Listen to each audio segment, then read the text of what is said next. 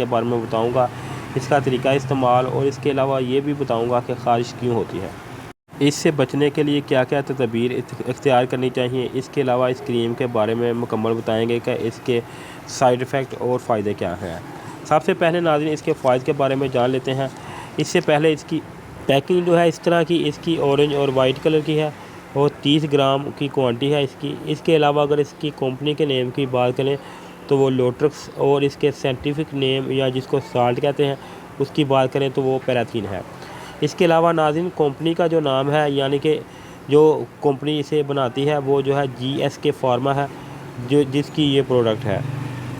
इसका इस्तेमाल आप खुश ख़ारिश और दानों वाली ख़ारिश दोनों में इस्तेमाल कर सकते हैं।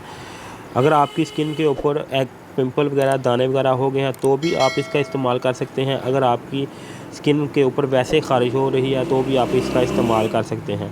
इसका